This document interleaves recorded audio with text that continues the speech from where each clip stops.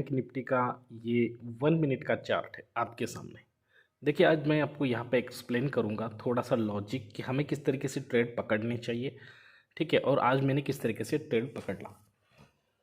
ठीक है, तो देखिए दोस्तों, यहाँ पे ओपन हुआ पुल बैक के ऊपर, और जैसे मैंने कई दिनों से आपको बोला है कि अगर पुल बैक के नीचे आता है और आपको कन्फर्मेशन देगा। कन्फर्मेशन मतलब क्या कि पुल बैक के नीचे आता है, फिर एक बार बायर आते हैं लेकिन बायर वीक है और सेलर नीचे जा रहे हैं, तो आपको यहाँ पे पुट साइड पे एंट्री करनी चाहिए। ठीक है दोस्तों, थोड़ी तबीयत ख़राब होने की वजह से शायद आपको मेरी आवाज़ में कुछ दिक्कत आए, तो प्लीज़ उसके लिए दिल से सॉरी कहता हूँ। तो दोस्तों, यहाँ पे देखिए, ये हाई मार्क किया है मैंने यहाँ पे, और यहाँ पे जैसे ही मार्केट ओपन हुआ उसके बाद बिल्कुल कई देर के लिए इसी लेवल में मार्केट बहुत देर तक रुका। उसके बाद उसने पुल बैक को ब्रेक किया, ऊपर गया, बायर आ गए ऊपर, लेकिन अब इस लेवल के ऊपर नहीं गए। तो हमारे लिए तो बायर वीक ही है, क्योंकि इस लेवल के नज़दीक भी नहीं है। और हमारा जो पैटर्न है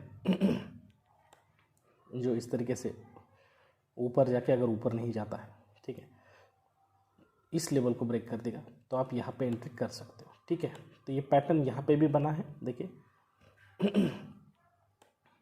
यहाँ से नीचे आया, फिर ऊपर गया, अब इस लेवल को ब्रेक कर दिया। अब आप बोलोगे कि यहाँ पे एंट्री कहाँ पे करनी चाहिए थी।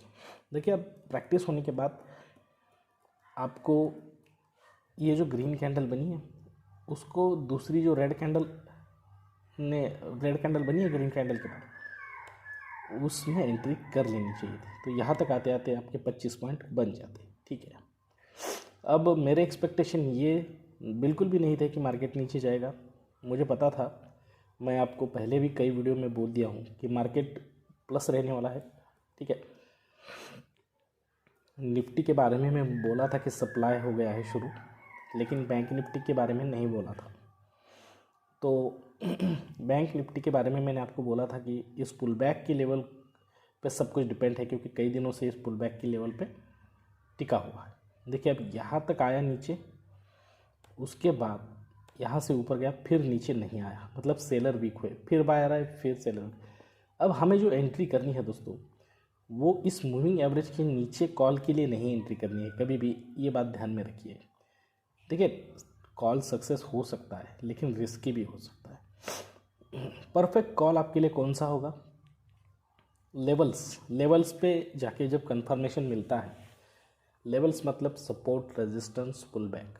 ठीक है, और साथ ही साथ अगर यहाँ पे 200 मूविंग एवरेज और 52 मूविंग एवरेज आपको सपोर्ट कर रहा है, जैसे कि यहाँ पे देखिए, अब आपको देखिए यहाँ पे समझ में आ गया कि मार्केट नीचे नहीं आ रहा है, कितनी देर से सिर्फ ऊपर की तरफ पे रह रहा है। तो इसका मतलब क्या है कि बहुत देर तक बैठने के बाद आपको ये समझ में आना चाहिए कि मार्केट जो है वो नीचे नहीं आना चाहता। सबका माइंडसेट पॉजिटिव है, तो कभी ना कभी मार्केट ऊपर जाए, लेकिन आप सिर्फ कन्फर्मेशन लेना है। तो कन्फर्मेशन कैसे लेना है? सॉरी, कन्फर्मेशन कैसे लेना है? देखिए, अब यहाँ पे जो क्रॉस ओवर हुआ है, तो यहाँ पे बाइंग हो गई, सेलर आए लेकिन वीक थे, उन्होंने इस लेवल को ब्रेक नहीं किया, फिर बाइंग हुई, पुल बैक के पास कंसोलिडेशन किया। अब चाहता तो वो यहाँ से नीचे आता, फिर बायर आते, फिर नीचे आता, तो यहाँ पर भी रिस्क थी, तो यहाँ पर भी वेट करना चाहिए। अब यहाँ से जब इसने इसका ब्रेकआउट दिया तो भी तुरंत एंट्री नहीं करनी, ये फेक ब्रेकआउट हो सकता है। यहाँ से ऊपर गया, फिर यहाँ पे सेलर आए, और अगर सेलर कामयाब नहीं हुए और इस लेवल के ऊपर मार्केट अगर गया,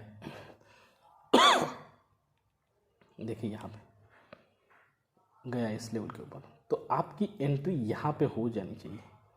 ठीक है, यहाँ पे इस रेड वाले, इसके बाद रेड वाले कैंडल्स के बाद, तो 25 क्या, वही देखिए कितने हो गए टारगेट अपने, 100-150 पॉइंट तो आपको यहाँ पे मिलेगा। बस अभी ये देखिए, मार्केट में ट्रेड करना बहुत आसान है। गलती कहाँ होती है?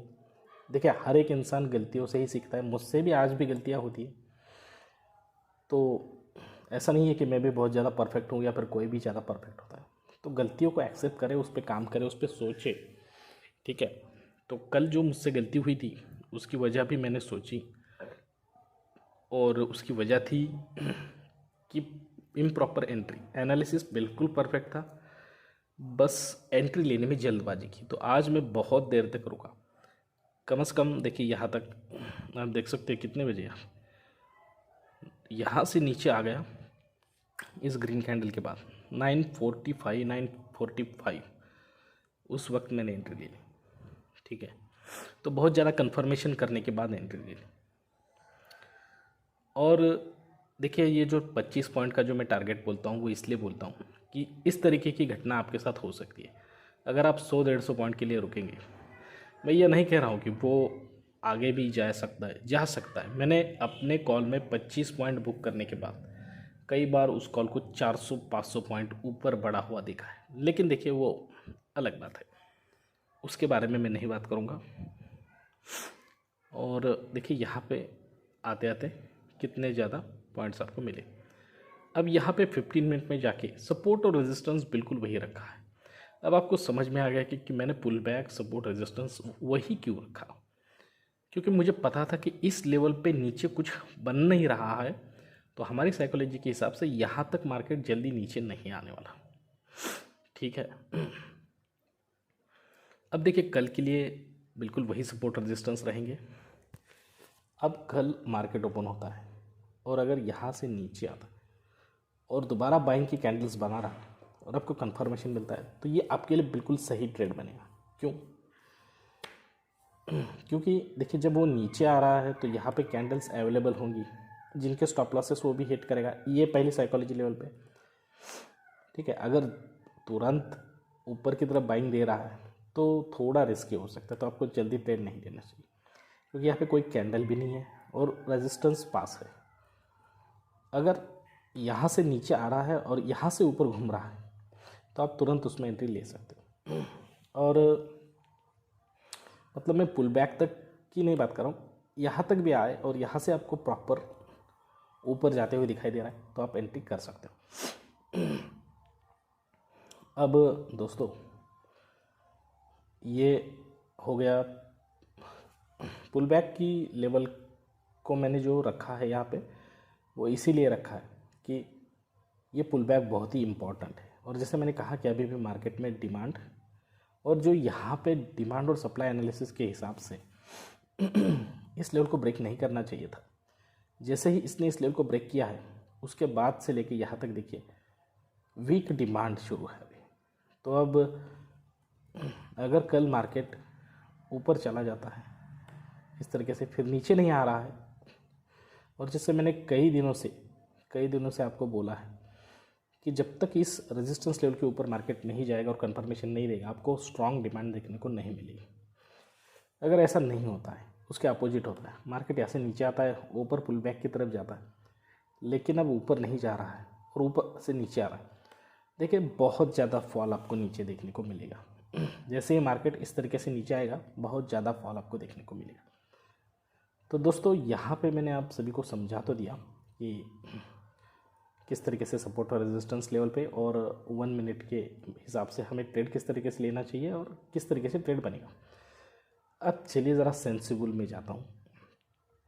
देखिए मार्केट आज क्लोजिंग है 41,650 के पास, और यहाँ पे सेंसिबल में देखिए कॉल साइड पे, अगर कॉल साइड पे देखिए डेल्टा है 0.54 और उसका थीटा है -55। तो देखिए यहाँ पे रिस्क क्या है कि अगर मार्केट कल बढ़ने लगे 41,700, 41,800, तो आपको ऐसा कॉल लेना चाहिए जिसका डेल्टा ज़्यादा हो, थीटा कम हो। लेकिन अब 41,500, अब यहाँ पे जो आपको डेल्टा दिखाई दे रहा है ज़्यादा ऊपर वाला, वो भी कल कम हो जाएगा सुबह और थीटा बढ़ जाएगा। तो यहाँ पे जो डीके का, प्रीमियम डीके का जो रेट है वो बहुत तेज़ी से बढ़ने लगेगा। तो इसलिए मैं वेंसडे थर्सडे को ट्रेड ही नहीं करता हूँ, क्योंकि अगर गलती से भी हमारा एनालिसिस गलत हो गया तो अगर हमारे खिलाफ मार्केट गया तो उसमें प्रीमियम डीके बहुत ज़्यादा तेज़ी से होता है। लेकिन वही फ्राइडे को मंडे को और ट्यूसडे को अगर हमारे खिलाफ मार्केट गया तो हम रुक सकते हैं, ठीक है। तो यहाँ पे देखिए ये सेंसिबल की साइड है, वहाँ पे जाकर आप चेक कर सकते हो, ठीक है। पुट साइड को भी देखो तो यहाँ पे डेल्टा कितना कम हो गया है, 0.46 है, और थीटा कितना ज़्यादा है, और ये कल और भी बढ़ेगा थीटा। तो इस तरीके से देख के डेल्टा थीटा देखिए, और साथ ही साथ एनएससी का ऑप्शन में जाके पीसीआर का रेशो भी निकालिए। आज मैंने यहाँ पे पीसीआर का रेशो नहीं डाला है, लेकिन आप पीसीआर का रेशो देखिए। अगर आपको ये दोनों भी कंसेप्ट पता नहीं है और अभी आप इस चैनल पे नए हो, तो मैं वीडियो के आउटरो में वो स्ट्राइक प्राइस वाला वीडियो और पीसीआर का वीडियो भी रख रहा हूँ। आप लोग आशा करता हूँ कि वो बिल्कुल पूरा देखेंगे। तो आज के लिए बस इतना ही दोस्तों। जल्दी इस तरीके के इन्फॉर्मेटिव वीडियो के साथ आप सभी से मुलाकात होगी। तब तक के लिए दीजिए इजाज़त। Thank you very much. Bye bye दोस्तों।